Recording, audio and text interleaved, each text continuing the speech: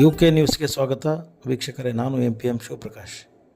ವಿಜಯನಗರ ಜಿಲ್ಲೆ ಹೂವಿನಡಗಲಿ ಪಟ್ಟಣದ ಸರ್ಕಾರಿ ನೌಕರರ ಭವನದಲ್ಲಿ ಕರ್ನಾಟಕ ಸಾರ್ವಜನಿಕ ಸೇವಾ ಸಂಘ ಸಾವಿತ್ರಿಬಾಯಿ ಫುಲೆ ಜಯಂತ್ಯೋತ್ಸವದ ಅಂಗವಾಗಿ ಹಮ್ಮಿಕೊಂಡಿದ್ದ ಅರಳುವ ಪ್ರತಿಭೆಗಳ ಸೇವಾ ಕಾರ್ಯಕ್ರಮವನ್ನು ಉದ್ಘಾಟಿಸಲಾಯಿತು.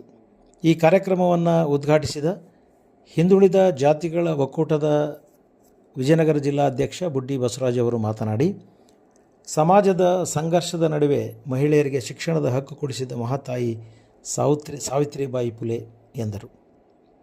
ಅಕ್ಷರದ ಅವ್ವ ಸಾವಿತ್ರಿಬಾಯಿ ಫುಲೆ 18ನೇ ಶತಮಾನದಲ್ಲಿ ಮಹಿಳೆಯರಿಗೆ ಶಿಕ್ಷಣಕ್ಕಾಗಿ ಧ್ವನಿ ಎತ್ತಿದ ಪ್ರಪ್ರಥಮ ಮಹಿಳೆ. ಸಂಕೋಲೆಗಳ ಮಧ್ಯೆ ಸಾಧನೆ ಮಾಡಿದ ಇವರು ಸಮಾಜಕ್ಕೆ ಮಾದರಿಯಾಗಿದ್ದಾರೆ ಎಂದರು.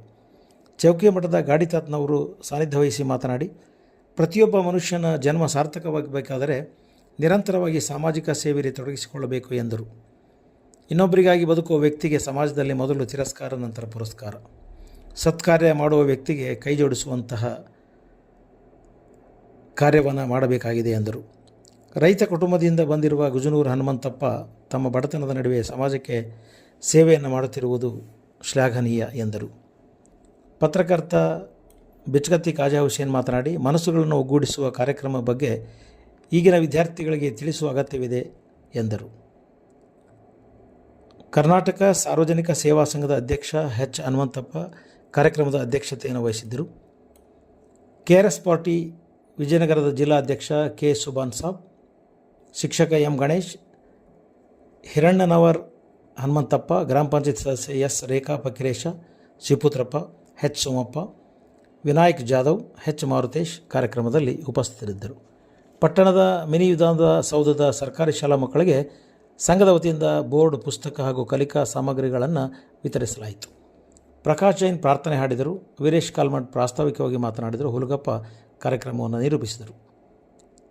ಕಾರ್ಯಕ್ರಮದ ನಂತರ ಪ್ರಕಾಶ್ ಜೈನ್ ಮತ್ತು ಆಂಜನಪ್ಪ ಅವರು ಸಂಗೀತ ಕಾರ್ಯಕ್ರಮವನ್ನು ನಡೆಸಿಕೊಟ್ಟರು.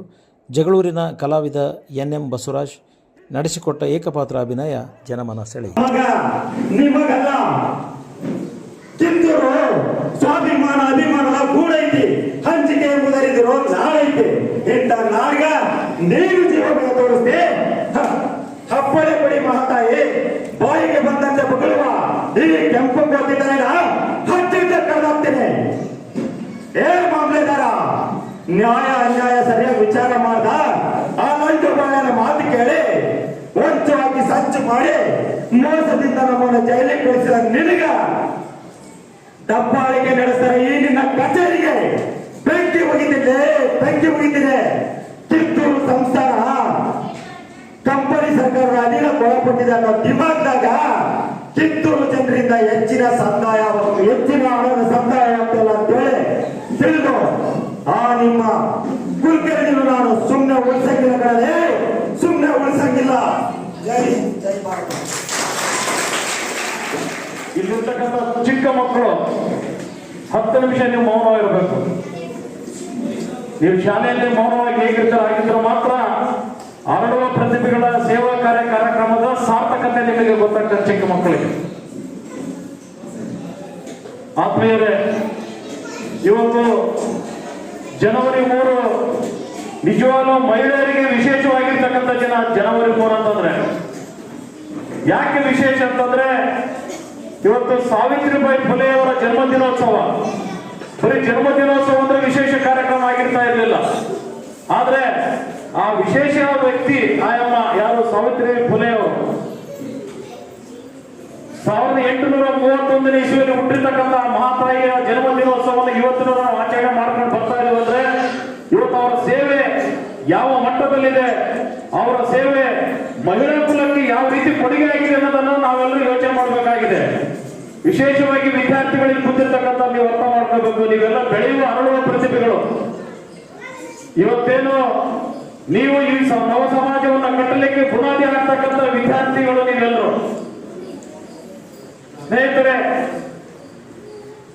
ಸಾವಿತ್ರಿಬಾಯಿ ಫುಲೆ ಅವರು ಮಹಾರಾಷ್ಟ್ರದಲ್ಲಿ ಜನಿಸಿರ್ತಕ್ಕಂಥ ಒಬ್ಬ ಬಡ ಕುಟುಂಬದ ಮಹಿಳೆ. ಇವತ್ತು ಆಕೆ ಮಾಡಿರ್ತಕ್ಕಂಥ ಸಾಧನೆಯನ್ನ ಇವತ್ತು ನಾವು 25ನೇ 26ನೇ ಶತಮಾನಕ್ಕೆ ಬಂದ್ರು ಕೂಡ ನಾವು ಇವತ್ತು ಅವರನ್ನ ಕೊಂಡಾಡ್ತೀವಿ ಅಂತಂದ್ರೆ ಅವ್ರ ಸಾಧನೆ ಎಷ್ಟು ನಾವು ಯೋಚನೆ ಮಾಡಬೇಕಾಗಿದೆ.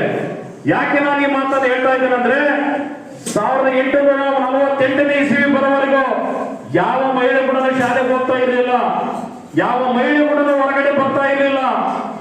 ಅಂತ ಸಂದರ್ಭದಲ್ಲಿ ಏನು ಬಾಲ್ಯವಾಗಿರ್ತಕ್ಕಂಥ ಒಬ್ಬ ಸಾವಿತ್ರಿಬಾಯಿ ಫುಲೆ 10ನೇ ವಯಸ್ಸಿಗೆ 13ನೇ ವಯಸ್ಸಿನ ಜ್ಯೋತಿಬಾ ಫುಲೆಯನ್ನು ಮದುವೆ ಆಗ್ತಾರೆ.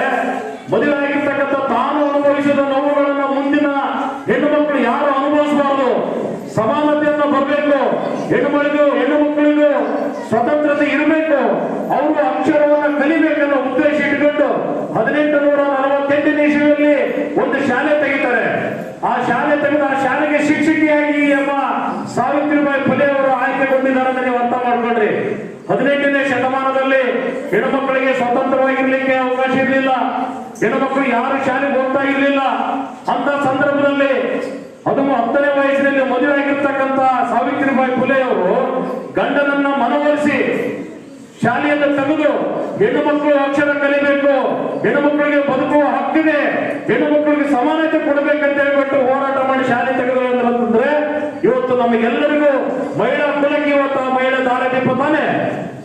ಅಂತ ಮಹಿಳೆಯನ್ನ ವಿಶೇಷವಾಗಿರ್ತಕ್ಕಂಥ ಜಯಂತಿಯನ್ನ ನಮ್ಮ ಸಾರ್ವಜನಿಕ ಸೇವಾ ಸಂಘದ ಅಧ್ಯಕ್ಷರಾಗಿರ್ತಕ್ಕಂಥ ಹನುಮಂತಪ್ಪನವರು ವಿಶೇಷವಾಗಿ ಹರಡುವ ಪ್ರತಿಭೆ ಅಂದ್ರೆ ಏನು ಕಾಲೇಜುಗಳಲ್ಲ, ನೀವಿವತ್ತು ಪ್ರೈಮರಿ ಸ್ಕೂಲ್ ಇರ್ತಕ್ಕಂಥ ಮಕ್ಕಳಲ್ಲಿ ಆ ಸಾವಿತ್ರಿಬಾಯಿ ಫುಲೆಯವರ ವಿಚಾರಗಳನ್ನ ನಿಮ್ಮ ಮನಸ್ಸಲ್ಲಿ ಬಿತ್ತಿದ್ರೆ ಮುಂದಿನ ದಿನಗಳಲ್ಲಿ ಮೊಳಕೆ ಹೊಡೆದು ಮರವಾಗಿ ಹೆಮ್ಮರವಾಗಿ ಅದು ಹಲವಾರು ಜನರಿಗೆ ನೆರಳು ಕೊಡ್ತದೆ ಅನ್ನೋ ಉದ್ದೇಶ ಇಟ್ಟುಕೊಂಡು ಇವತ್ತು ಸಣ್ಣ ಸಣ್ಣ ಮಕ್ಕಳಿಗೆ ಆ ಒಂದು ವಿಷಯವನ್ನು ಬಿತ್ತಿರುವಂತ ಕೆಲಸವನ್ನು ಮಾಡ್ತಾ ಇದ್ದಾರೆ.